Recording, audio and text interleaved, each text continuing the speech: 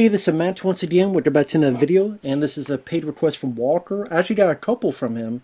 Thank you so much, man. I really appreciate it. I'm going to try to do a couple of them at the same time, and I'll do the rest on another day. But he wanted me to react to some of his thoughts and rankings on some lists. I could do that, no problem.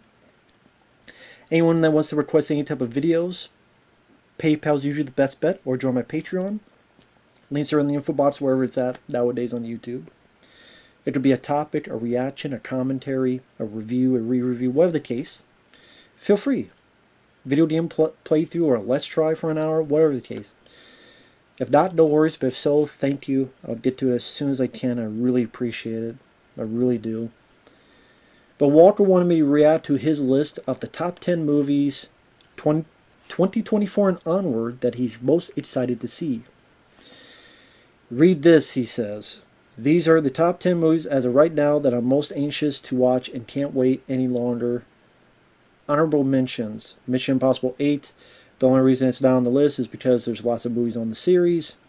And The Collector 3 is my honorable mention as well. Let me stop right there before I get to the list. Mission Impossible 8. Yes, there's always the possibility they could rebound.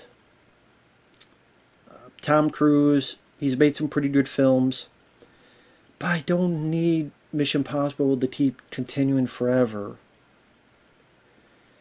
I like the first one, I like the third one, I like Rogue Nation, and I really like Fallout. But the last one I thought was really boring. I thought the AI plot was just very rudimentary and blasé and bland. I thought the action scenes were not really that spectacular. I really do not think they measured up, especially the Fallout, let alone Rogue Nation and others. It didn't do that well at the box office. That's why they scrapped the Dead Reckoning Part 2 motif, and now they don't know what the hell it's called. And now it's taking a lot longer for it to get made because the previous one didn't do well. But what are the lessons they're going to learn from that? Are they going to go, well, we need more marketing. We need better timing. I'm like, no, you need a better movie with a better script and better action, but like Fallout was. You need to look at how Fallout worked and not do what you did with Dead Reckoning, but I think that's what it was called. That's how much I remember. I don't remember the damn title. But after that film, pretty lukewarm on other Mission Impossibles. Could they surprise me? Sure. We can only wait and see. As right now, am I crying out for another Mission Impossible? No, I have enough of them I could watch. I have 1, 3, 5, 6, I have 4 of them. So there you go.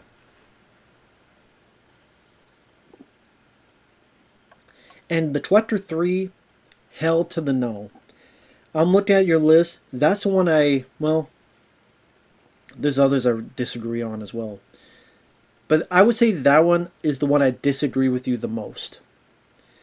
Because I would ask a sincere question. This is nothing against anybody who looked forward to this. But I would honestly ask you, why do you want a third one? Because all it will do is screw up the second movie, which had the perfect ending. For those who haven't seen The Collection, or The Collector, spoilers. In the second film, Josh Stewart as Arkin, he finds the killer, locks him in his box, gonna do to him what he's done to his victims. Wow. A movie ending with the lead getting the once-over on the killer in this way, in this fashion? That's actually pretty cool and pretty unique, and it all came full circle. By the end of the first one, Arkin was locked in the box. Now by the end of the second one, the killer's locked in the box. That's a perfect 1-2 punch. It really is. That's why I always say The Collector and The Collection is a good to watch back to back. You don't need a third one. Because what's going to happen? In the third one, well, Arkin didn't kill the killer. So then the killer got loose and starts murdering people. And then, well, that's Arkin's fault. That's Josh Stewart's fault. He sure killed the killer, but he didn't because he's an idiot. And so everybody who dies, the blood is on his hands.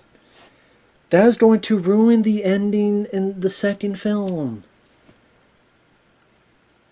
And for a film that is not going to get much of distribution.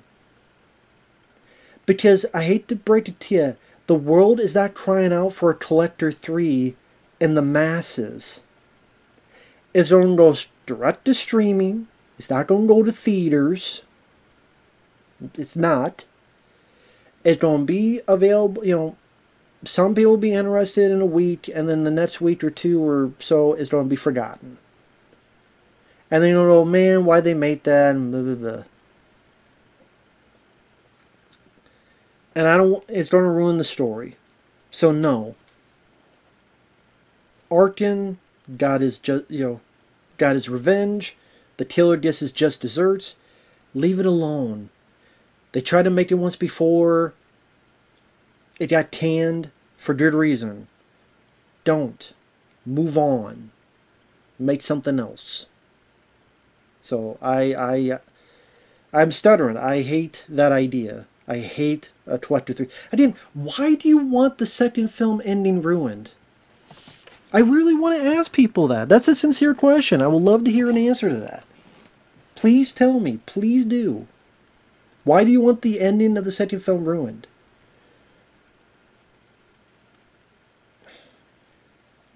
It needs to end on a downer ending, like so many other damn films do. Lame, tired, blasé, cliche. Sorry. So his top 10, Maxine. Well, that came out. I haven't seen it. I was not a fan of X. But apparently not many people were fans of Maxine. It didn't really get much in terms of love, so I don't know. I know Stuntman Mark, friend of mine, he liked it. But it seems like a lot of people didn't. So, again, I haven't seen Maxine. I didn't see Pearl. I wasn't interested. I'm still not interested. And X, I didn't like. Number 9, Blade. Worried but extremely curious.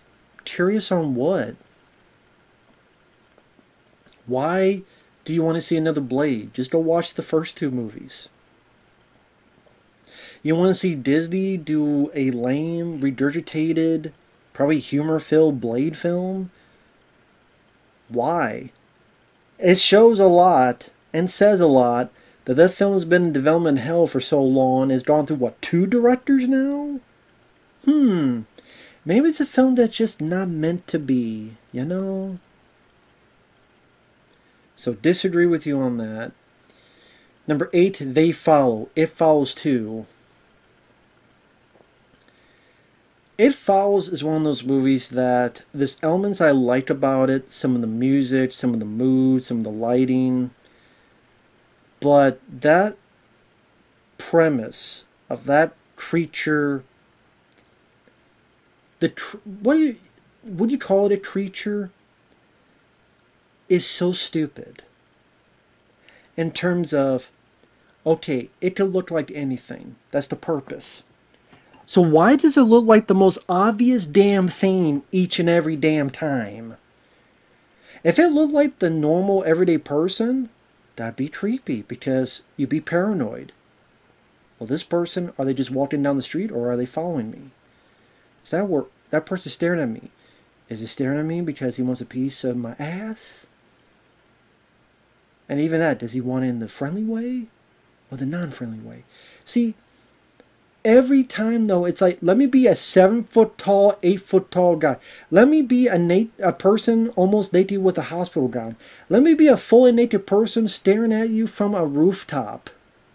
Let me be every single iota of discernible so you could tell that I'm the freaky deaky that's gonna eat your spaghetti, that's gonna eat your ass literally. Like, a little bit of stealth, incognito, por favor, you know? What's next? It becomes black in a clan member convention? I don't know. What? It'll be Dave Chappelle in that sketch from Chappelle Show. He'll be a blind black man with a Ku Klux Klan outfit on. Gee, this doesn't seem strange at all. So no, I don't care about They Follow. I don't. Thanksgiving 2, I like the first one. I'm sure they'll make a sequel. It will probably be one of those sequels that the novelty of the first film will wear off. You know, oh, okay, this is this, either forgettable or maybe passable or Again, I liked the first Thanksgiving film. I did like the film, but I don't know. I mean, I guess if I had to pick so far, that'd be one I pick. Number 6, The Batman Part 2. I I agree. That's the one I agree with the most. I like the Batman. I thought that was a very good film. I have it over here, yeah, over there on Blu-ray. I thought it was really good. That was a very good film. I would like to see it, but not holding my breath because, to be honest, the film didn't do as well as the studio wanted. That's why they haven't fast-tracked the sequel. They're delaying and delaying it, probably waiting to see if whatever happens with James Gunn's universe works out. Because if it's a complete disaster, then maybe to pull out another Batman film to a film that some people like me liked. Or they'll just bury it and say, well, it's been so long and oh well. Goodbye. Because I don't think the studio really wants to do a sequel to that film. That's what it seems like. I would like to see it. Maybe use Bryan Cranston as Dr. Freeze or whatever the case. I would like to see it, but it's not going to be anytime soon. Number 5, Deadpool & Wolverine. I did see that film. By the time you see this, I will probably have a review of that film up. So feel free to check out that review. Number 4, Smile 2. Did not like the first one, so I don't care about Smile 2. Number 3, Scream 7. The last couple Scream films have been shit. Don't give a rat's ass about another Scream film. They should never make another Scream film for 50 years. I mean, they already killed off Dewey. They already killed off... I mean, you have Courtney Cox and you have Neve Campbell. One of them will die in Scream 7. And oh my god, it's so shocking. No, not really. It's inevitable. Because the more times you make these films, the more people will drop off. And there's no more story to tell. That was plainly obvious in the last 2 movies. But they made a lot of money, and that's why. That's the only reason. This is business. It's not show friends, it's show business.